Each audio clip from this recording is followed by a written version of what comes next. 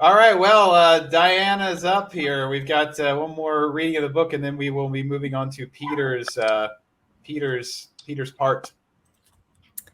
All right. This with saying thank you, Chris. This is a story I've never read aloud, and it was a letter I needed to write that I probably never would have written without your invitation.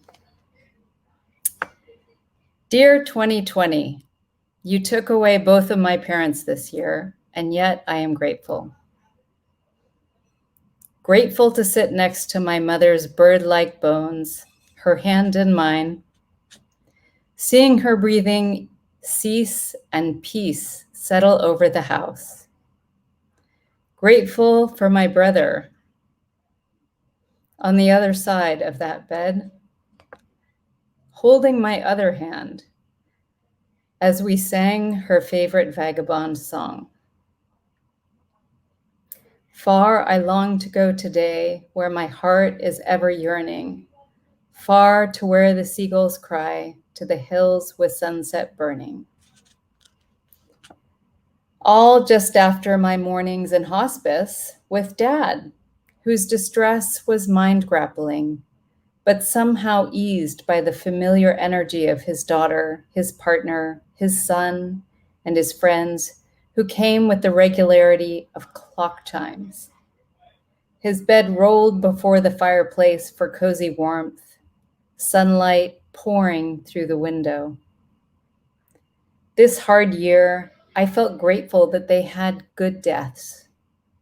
And make no mistake, death is a force that gives us meaning, but it also holds life's moments in stark relief so that we can see more clearly. To feel the taste of a sweet orange just picked from the tree, my mother's greatest yearning after surgery, her face in rapture for that moment. Even to smell the oils as I peeled it for her and see how grateful she was that the doctors finally allowed it.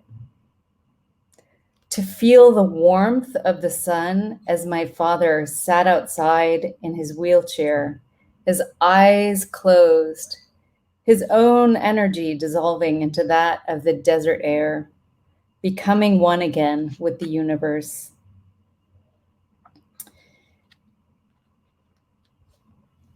I'm not sure how to get through this part, but okay, I'll give it a try.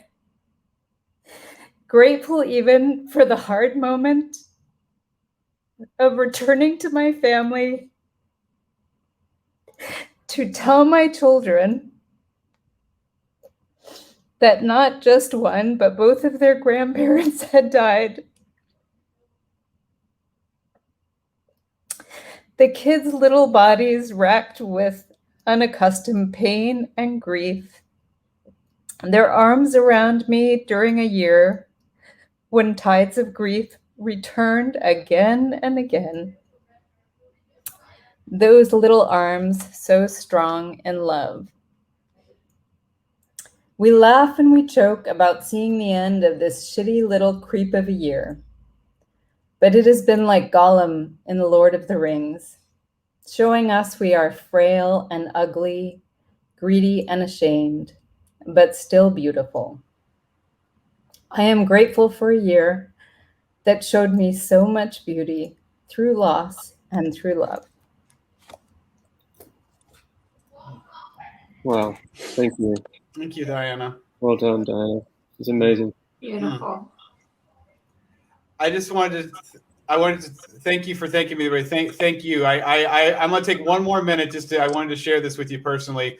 I have a memory of reading your letter that I will never, ever forget. So it was New Year's Day. I woke up and I don't normally reach for my phone, and I did. And I saw that there were three emails in my mailbox from people giving letters to Dear 2020. And this is specifically to Peter, and Peter's heard this before. I read your letter half sitting in my bed, and as soon as I started reading that first opening passage made my body change. And when I got done reading it, I wasn't, because my wife was next to me, I was keeping myself in as far as vocally, but my body was shaking so much that she rolled over and said, "Are you okay?" I woke her up because of the feeling that your letter gave me. And I'll never forget it. And it was so beautiful. So thank you. Thank you, Chris.